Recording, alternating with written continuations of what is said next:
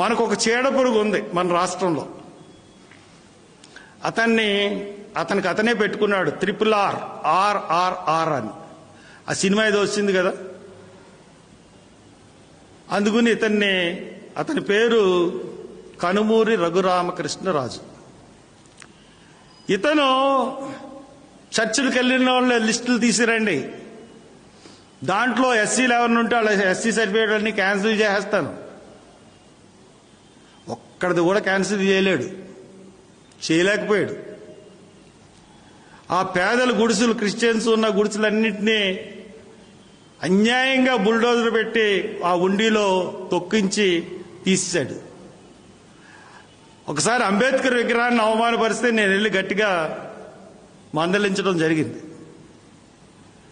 అక్కడ క్రైస్తవులకి చాలా ఇబ్బందులు పెడతా ఉన్నాడు. పైగా డిప్యూటీ స్పీకర్ ఒక రాజ్యాంగబద్ధమైన పదవిలో ఉంటూ చాలా అసహ్యకరమైన, అంటే అప్రజాస్వామిక పనులు చేస్తా ఉన్నాడు అతను.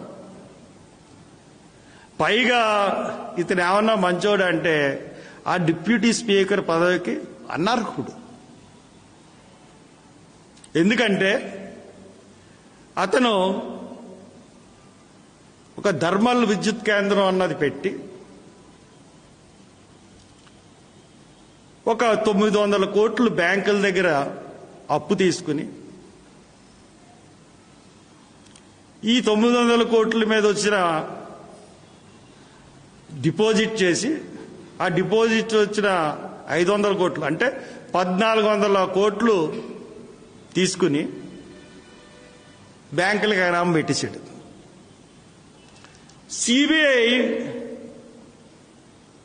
ఛార్జ్ షీట్ వేసి కేసు పెట్టాలని చూస్తే నాకు నోటీస్ ఇవ్వకుండా మీరు ఎఫ్ఐఆర్ ఎలాగేస్తారు, నన్ను అడగాలి కదా అని చెప్పి సుప్రీంకోర్టులోకి వెళ్ళి స్టే తెచ్చుకున్నాడు. ఈ 3-4 సంవత్సరాల నుంచి స్టేలో ఉన్నాడు మహానుభావుడు. బ్యాంకులను మోసం చేసిన మహాఘనుడు, 1400 కోట్లు మోసం చేసిన ఘనుడు. ఇతను రాజ్యాంగం గురించి మాట్లాడతాడు, అంబేద్కర్ గురించి మాట్లాడతాడు, దళిత క్రైస్తవుల గురించి మాట్లాడతాడు. కానీ ఇప్పుడు అతని పరిస్థితి ఏంటంటే సుప్రీంకోర్టు మీకు చెప్పకుండా ఎఫ్ఐఆర్ అన్న వేస్తే తప్పేమీ కాదు, సిబిఐ ఎంక్వైరీ కంటిన్యూ చేయండి అని చెప్పి మొన్న వేసింది. మరి అయ్యగారిని ఎప్పుడు అరెస్ట్ చేస్తారో తెలీదు. ఎందుకంటే పక్కా ఆధారాలు ఉన్నాయి సిబిఐ దగ్గర. ఎప్పుడు వెళ్ళిపోతాడో లోనకు తెలీదు.